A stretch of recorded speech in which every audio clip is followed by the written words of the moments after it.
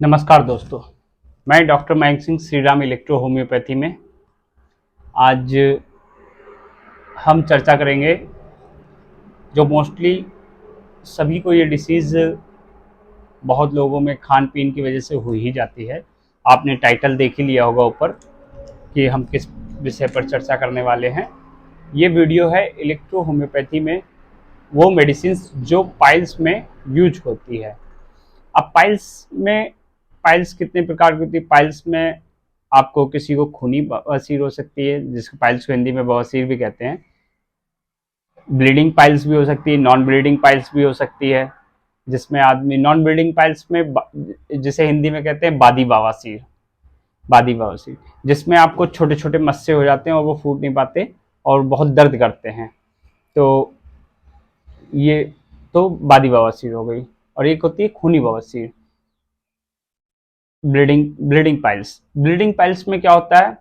आदमी stool out करते समय, जब उसको कॉन्स्टिपेशन रहता है या स्टूल आउट करते समय उसको अगर स्टूल में ब्लड दिखाई देता है या ब्लड आ जाता है तो उसको ब्लीडिंग पाइल्स बोलते हैं।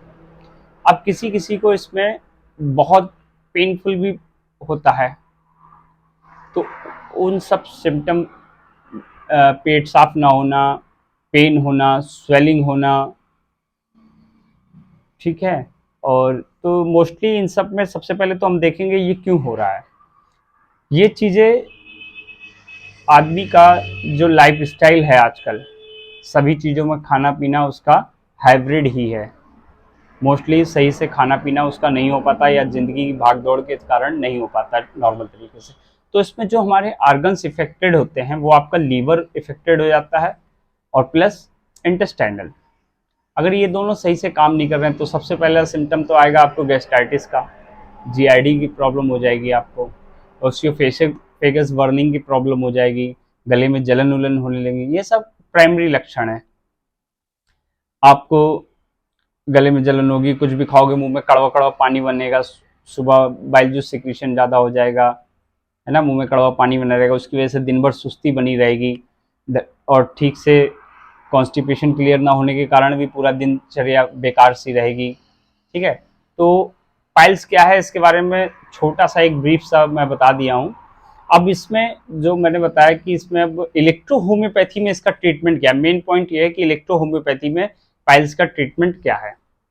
तो पाइल्स का ट्रीटमेंट इलेक्ट्रो होम्योपैथी में बहुत से प्रोडक्ट भी हैं इलेक्ट्रो होम्योपैथी कंपनीज के, जिसमें हमारे एनईएचएम के एक है पाइलोरेक्स करके ड्रॉप आती है, उसका भी रिजल्ट्स बहुत अच्छा है।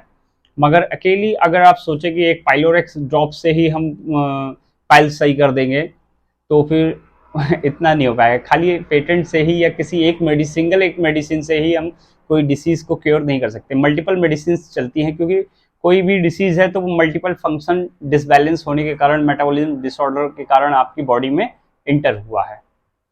तो सर्वप्रथम हम क्या देखते हैं कि लीवर आपका किस तरह काम कर रहा है, लीवर फैटी है कि नहीं है, ग्रेड 1 है, ग्रेड 2 है, ग्रेड 3 है। प्लस उसका अल्ट्रासाउंड कराते हैं कि स्टोमक में कहीं स्वेलिंग तो नहीं है, इंटेस्टाइनल ड्यूडेनम इलियम में कोई स्वेलिंग तो नहीं है। अब इसके बाद आते हैं, मोस्टली पेशेंट आता है तो फिर बता ही देता है कि डॉक्टर साहब हमें ब्लीडिंग पाइल्स है या फिर मेरे मस्से हैं, तो आप समझ ही जाएंगे कि ब्लीडिंग पाइल्स कैसी है कि उसे नॉन ब्लीडिंग पाइल्स है। अब इन दोनों में मेडिसिन का सिलेक्शन कैसे करते हैं, आइए ये बात करते हैं। अब सबसे पहले लीवर की सबसे अच्छी मेडिसिन है इलेक्ट्रो होम्योपैथी में S5। S5 का जो रोल है वो आपका एक अलग से मैं वीडियो बना दूंगा सभी की, S1, S2, S3, S4, S5, S6 इनकी। पर अभी बात करते हैं S5 की। S5 का आपका लीवर पर, किडनी पे, स्प्लीन पे, यूरिनरी ब्लैडर पे, गाल ब्लैडर पे, इन सभी जगहों पर इसका प्रभाव होता है। तो हमने इतने आर्गन कवर कर लिए S5 देने पर। दूसरी मेडिसिन आती है C10। पहली मेडिसिन S5, दूसरी मेडिसिन आती है C10। C10 का प्रभाव आपका इंटेस्टाइनल पे पड़ता है। चूंकि हमें कॉन्स्टिपेशन भी है, पाइल्स वाले पेशेंट को कॉन्स्टिपेशन भी रहता है, इंटेस्टाइनल बाउल मूवमेंट भी सही से नहीं होता है, जीआईडी की प्रॉब्लम रहती है, स्टूल सही से पास नहीं होता है, गैस्ट्राइटिस बनी रहती है, तो इसमें C10 का भी रोल होता है। ठीक है। C10 के बाद अब हम आते हैं कि उसको ब्लीडिंग है नॉन ब्लीडिंग है, तो हमको एंजाइटी को ग्रुप भी इसमें ऐड करना पड़ता है। A1 या A3 रिगार्डिंग टू डिसीज, अगर उसको बादी बवासीर है तो हम उसको A1 यूज़ करेंगे, और अनदर वन A3 यूज़ करेंगे अगर ब्लीडिंग वाली पाइल्स है। बस ये चीज़ें देखनी पड़ती हैं A3। अब अगर ब्लीडिंग वाली पाइल्स है तो जाहिर सी बात है उसको हमें उच्च डाइल्यूशन में देना पड़ेगा। ब्लीडिंग रोकने के लिए हमें निगेटिव डाइल्यूशन में जाना पड़ेगा। अब निगेटिव डाइल्यूशन में कितना जाएं, आप 5th डाइल्यूशन से स्टार्ट कर सकते हैं, नहीं तो 7th या 8th डाइल्यूशन से। बहुत ज़्यादा ब्लीडिंग हो रही है, अटेंट ब्लीडिंग रोकने के लिए भी होता है, वो मैं अभी आगे चर्चा करेंगे। तो S5 कौन कौन सी मेडिसिन, S5 C10 A3 हो गई। अब इसमें वेन का भी यूज़ करते हैं कि अगर कोई जेनेटिक है या फिर उसकी एपिडर्मिस लेयर की, उसकी या सेल की जो स्ट्रक्चर है वो बहुत ज़्यादा खराब हो गया है, गांठ सी बन गई है, तो उसमें वेन का भी यूज़ करते हैं। वेन और अगर आप देखते हैं कि उसमें बैक्टीरियल ग्रोथ या ईचिंग उचिंग होती है या फिर कोई प्रॉब्लम हो रही है, तो आप उसमें वर्वन का भी यूज़ कर सकते हैं। ये तो हो गई medicine S5 C10 A3 L1 A3 when. अब आते हैं इलेक्ट्रिसिटीज पे। इलेक्ट्रिसिटीज हम फाइल्स में कौन कौन सी यूज करते हैं, अभी तो मेडिसिन सिलेक्शन की बात चल रही है। अब हम यूज करते हैं पहली BE WE GE, ये 3 इलेक्ट्रिक मेडिसिन यूज करते हैं, पर तीनों एक साथ नहीं करनी है, सिम्टम के रिगार्डिंग, इसलिए ये वीडियो बना रहे हैं। कि लोग कहते हैं सर GE यूज करना ही है कि BE यूज करनी है, तो डिपेंडिंग ऑन द कंडीशन। अगर वहां पर ब्लीडिंग पाइल्स है तो आपको ब्लड रोकने के लिए सबसे अच्छी आपकी ब्लू इलेक्ट्रिसिटी है, आप ब्लू इलेक्ट्रिसिटी को यूज करिए। अब कैसे यूज करते हैं वो भी आगे चर्चा करेंगे, BE बता ही देते हैं, आगे चर्चा क्या ही करेंगे। आप 100 ml की एक बोतल लीजिए, 100 ml की बोतल में 100 ml तक उसमें पानी भरिए और एक बूंद BE डाल दीजिए और एक बूंद A3 की डाल दीजिए। और ब्लीडिंग पाइल से 1 ड्रॉप A3 1 ड्रॉप BE, उसको बढ़िया से सेक करने के बाद उसकी 10 ड्रॉप पेशेंट को पिला दीजिए, 10 बूंद दिन में 3 से 4 बार। ये निगेटिव भी हो गया, मोर निगेटिव, और 10 बूंद दिन में 4 से बार पिलाएंगे तो उसकी इमीडिएटली तुरंत ब्लीडिंग लॉक हो जाएगी, उसको तुरंत ब्लीडिंग में आराम मिल जाएगा। अनदर स्टेप आप क्या करेंगे कि अगर ब्लीडिंग पाइल्स की चर्चा कर रहे हैं, ब्लीडिंग पाइल्स में इसीलिए मैं रहा था। अब A3BE दिया, ठीक है। अब उसको हमें वो कहेगा पेन हो रहा है, अगर दर्द भी हो रहा है तो उसको एक्सटर्नल एप्लीकेशन भी देंगे, ठीक है। अभी आगे बढ़ेंगे इसको एक्सटर्नल एप्लीकेशन, अभी इसको यहीं पे रखो। इलेक्ट्रिसिटीज के बारे में आते हैं, कौन कौन सी मेडिसिन होती है। इसके बाद मेडिसिन आती है आपकी GE, अगर वहां पर सड़न गलन या फिर ऐसी प्रॉब्लम आ रही है कि स्टूल और ब्लड का कांटेक्ट हो रहा है और बर्निंग सेंसेशन बहुत ज़्यादा है, स्टूल और ब्लड का कांटेक्ट होगा तो उसको पेन भी होगा, दर्द भी होगा, तो ऐसे में हम एक्सटर्नल एप्लीकेशन में A2C5GE का लोशन ग्रीसलिन में मिला करके लगाने के लिए देते हैं, ठीक है। और वहीं पर अगर स्वेलिंग है, बादी बवासीर होती है, स्वेलिंग है, मस्से हैं, तो उसमें हम S1C5WE का यूज करेंगे। S1C5WE में क्या रहता है कि वो स्वेलिंग को भी आउट करेगा और C5 टिश्यू को भी वो करेगा और WE उसको पेन रिड्यूस करेगा। तो इतनी चीजें यूज करेंगे। इसमें आपका क्या है, आफ्टर दैट इलेक्ट्रिसिटीज हो गई, अब यूज एक्सटर्नल एप्लीकेशन भी यूज करेंगे। अब एक्सटर्नल एप्लीकेशन में मैंने बताई ऑइंटमेंट बनाते हैं, पाइल्स ऑइंटमेंट आता है सिन्हा जी का, डॉक्टर अनिल कुमार सिन्हा जी का, ये एक्सटर्नल एप्लीकेशन में हो गया। अब खाना खाने से पहले भी मेडिसिन देते हैं, खाना खाने के बाद भी देते हैं, जिससे कि जो खाना है बॉडी में पूर्ण रूप से एब्जॉर्ब हो सके, प्रॉपरली उसको भोजन को हम लोग एब्जॉर्ब कर सकें। तो S1 खाना खाने से पहले, जिससे कि उसका मेटाबॉलिक डिसऑर्डर जो है वो सही आ जाए, और S10 खाना खाने के बाद, और रात में सोते समय 20 गोली स्लास की, 20 गोली या 20 बूंद गुनगुने पानी से देते हैं। हाँ, तो अब बात करते हैं एक्सटर्नल एप्लीकेशन की। एक्सटर्नल एप्लीकेशन में स्वेलिंग वाले में S1C5WE देते हैं, और अगर ब्लीडिंग वाली पाइल्स है तो A2C5BE दे देते हैं, और अगर पेनफुल है और स्टूल के कांटेक्ट में आ रहा है, ब्लड के कांटेक्ट में आ रहा है, ना ब्लीडिंग है ना स्वेलिंग है, और ऐसे में पेन हो रहा है, तो A2C5GE देते हैं। ठीक है, ये 3 तो ऑइंटमेंट हो गए। अब आते हैं पूरी तरह से काम क्या करते हैं इसमें, कैसे मेडिसिन देते हैं, किस किस डाइल्यूशन में मेडिसिन देते हैं। अगर सबसे पहली बात, S5 को तो निगेटिव ही यूज़ करेंगे, क्योंकि उसका गैस्ट्राइटिस उसको बहुत ज़्यादा बन रही हो, कॉन्स्टिपेशन चल रहा होगा, काफ़ी ज़्यादा रहता है। तो इसमें S5 6 डाइल्यूशन में, C10 सेकेंड डाइल्यूशन में यूज़ करते हैं, क्योंकि हमें इंटेस्टाइनल फंक्शन को इम्प्रूवमेंट करना है, वो डाउन हो गया, इसी कारण तो बाउल मूवमेंट सही से हो नहीं पा रहा है और कॉन्स्टिपेशन हो जा रहा है, एब्जॉर्बेशन सही से नहीं हो रहा है, खाना ठीक से पच नहीं रहा है।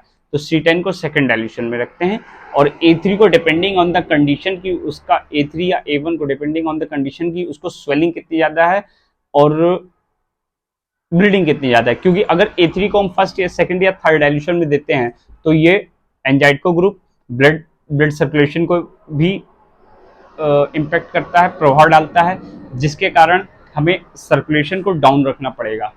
तो हम यहाँ पर A3 को भी निगेटिव में रखेंगे S5 के कंपेयर में, S5 6 और A3 भी 6 डाइल्यूशन में, C10 सेकेंड डाइल्यूशन में। अब यहाँ पर बात आती है वेन वन को भी इन्फ्लामेशन के रिकॉर्डिंग 6 पावर में ही रखेंगे, 6 डाइल्यूशन में। तो S5, A3, वेन1 और C10, और बर्वन भी 6 डाइल्यूशन में। C10 सिर्फ सेकेंड डाइल्यूशन, बाकी सभी मेडिसिन 6 डाइल्यूशन में देंगे। अगर इसके बाद भी पेन हो रहा है, तो हम इसमें F1 ऐड कर सकते हैं, बट वो अलग से मेडिसिन एक आप बनाकर दीजिएगा पेन के लिए। बहुत ही अच्छा फार्मूला है मेरा, उसको मैं मोस्टली सभी के पेन में यूज करता हूँ।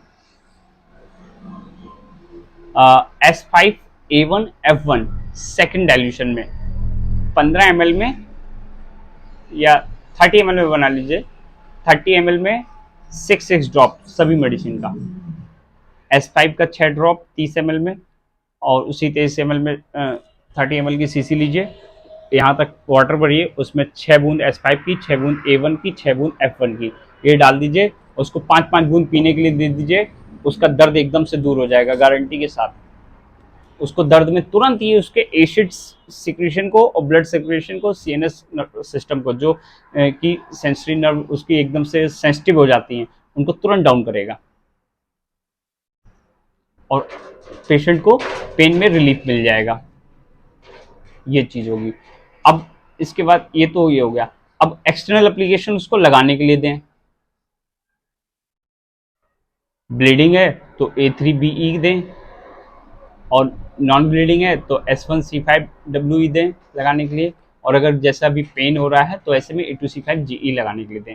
और स्टूल बहुत ज़्यादा टाइट हो गया हो तो एनीमा की ज़रूरत पड़ती है, तो एनीमा में A2C5WE या A2C5BE आप लगाने के लिए दे सकते हैं अगर ब्लीडिंग में और स्वेलिंग है, वरना ज़रूरत नहीं पड़ती, इतने मेडिसिन से काम हो जाता है। प्लस खाना खाने से पहले कभी ना भूलें, खाना खाने से पहले S1, और खाना खाने के बाद S10 D4 में 10-10 ड्रॉप, जिससे कि वो भोजन को सही से डाइजेस्ट कर सके। S1 S10, और रात में सोते समय सिलास। ये पूरी कंप्लीट मेडिसिन इलेक्ट्रो होम्योपैथी की होती है जी। तो ये पूरी सभी मेडिसिन को मिला करके उनको पाइल्स वाले पेशेंट्स को देना चाहिए, तुरंत आराम मिलेगा। अगर इसके बाद भी आराम नहीं मिल रहा तो इंजेक्शन, दर्द के लिए आप इंजेक्शन नंबर 5 लगा सकते हो, जिसमें S1A1L1 WE, S1A1WE होता है, L1WE होता है। ठीक है, ये इससे विद इन 5 मिनट के अंदर दर्द में तुरंत जो भी ऐठन मरोड़ होगी तुरंत आराम मिल जाता है, तुरंत विद इन 5 मिनट के अंदर, क्योंकि ये स्वेलिंग को तुरंत आएगा। मेरे पास कई पेशेंट आए हैं, मैं जो पेशेंट पाइल्स में इवन ऐसे ऐसे आए हैं कि सर बहुत तेज दर्द हो रहा है, पेट में मरोड़ हो रही बहुत तेज, ठीक है आइए, कैसे ट्रीटमेंट करना। सबसे पहले उन्हें पेन वाले पेशेंट S5 200 पावर में खिला दो आप, S5 200 पावर में खिला दो, और A1F1 भी 200 पावर में खिला दो, एक एक गोली। S5 की 5 गोली, A1F1 की एक एक गोली सफिशियंट है, तुरंत उसकी प्रॉब्लम में आराम हो जाएगा। अभी रिसेंटली ही आफ्टरनून में मेरे पास पेशेंट आया था स्टोमक पेन का, बहुत बेहतरीन फार्मूला है S5A1F1, 200 पावर में दे दीजिए उसे, तुरंत आराम मिल जाएगा। बाकी एक मैंने जो अभी बताया ही था, पूरी मेडिसिन अभी बताता हूँ कैसे क्या है। इसे इमरजेंसी कंट्रोल करने के लिए बता रहा हूँ। 5 मिनट में बाद मैंने पूछा कुछ आराम हुआ, ग्लोबुल्स डिजोल्व भी नहीं हो पाए थे, कि उसने कहा हाँ डॉक्टर साहब कुछ 10% बाकी है। 10% बाकी है, 10% कब हुआ? बोले नहीं डॉक्टर साहब 10% बाकी है, बाकी काफी आराम हो गया है। मैं ठीक है। तो ये S5 लाइटर डाइल्यूशन का कमाल है।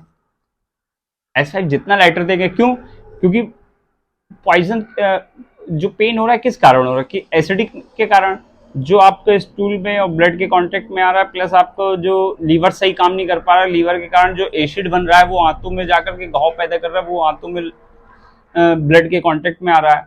तो ये आपको और सुस्ती बुखार ये सब पैदा करता है। तो जितना अच्छा एसिड आप कंट्रोल करोगे उतना बेटर होगा। S5 लाइटर डाइल्यूशन एक टाइम दीजिए, बाकी S5 जो मैंने 6 डाइल्यूशन में कहा है, वो 6 डाइल्यूशन में दिन भर में 4 से 5 बार उनको पिलवाइए, एकदम से आराम हो जाएगा उनको, एसिड बनेगा ही नहीं तो पेन होगा ही नहीं, लीवर को हम कंट्रोल रखेंगे, और C10 अपना प्रॉपर तरीके से काम करेगा, तो उसके स्टूल की बबल मूवमेंट जो इंटेस्टाइनल का है, जिससे स्टूल आगे बढ़ता है, वो स्टूल आगे बढ़ेगा आराम से, उसको सुबह होगा भी।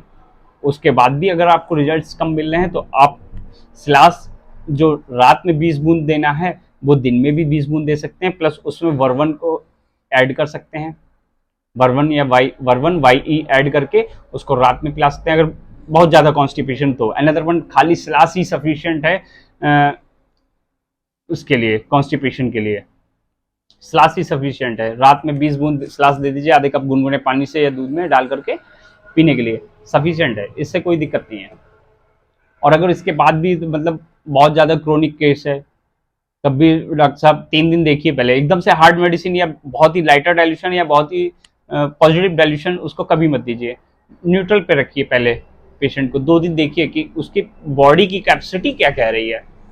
आपने वीडियो देखा या फिर आपने ऐसे देखा तो उठा कर दे दिया। यही कारण है कि पेटेंट भी बहुत ही कम, 10 में से 5 लोग को पेटेंट क्यों काम आता है और 5 को नहीं आ पाता सभी, नहीं तो ऐसे 100% रिजल्ट नहीं हो जाए। कारण यही है कि सबके लीवर की कंडीशन, सबके बॉडी का मेटाबॉलिज्म डिफरेंट है, किसी के कार्य करने की क्षमता ज्यादा है, किसी के कार्य करने की क्षमता कम है, किसी का कोई आर्गन मजबूत है, किसी का कोई आर्गन मजबूत है, इस कारण से। और ये जब हम तो कोई भी आप ऐड कर दो आपको हेल्प मिल जाएगी, पाइलोरेक्स हुआ, इंटेस्टाइनल हुआ, NH इंटेस्टाइनल नारायण हर्बल वालों का, इनका भी इंटेस्टाइनल बहुत अच्छा है, ठीक है, तो इसको ऐड करिए आप। और बाकी अपना S5 C10 A3 L1 वेन1 WE या GE या BE ये इलेक्ट्रिसिटी ऐड करके दीजिए, और प्लस खाना खाने से पहले S1, खाना खाने के बाद S10। और हाँ एक चीज, खाना खाने से पहले जो S1 दे रहे हैं, अगर पेशेंट हैवी है, फैटी है, मोटा है, ठीक है, बादीपन उसको ज्यादा है, तो ऐसे में उसको S2 दीजिए खाना खाने से पहले। खाना खाने से पहले बहुत लोग गिलास में पानी लेकर के बैठते हैं खाना खाने से, उसी पानी में 10 गोली डाल दीजिए S2 की, और खाना खाता जाएगा वही पानी पीता जाएगा, इजिली उसको डिजॉल्व होगा, उसको गैस्ट्राइटिस भी कम बनेगा, गैस भी कम बनेगी।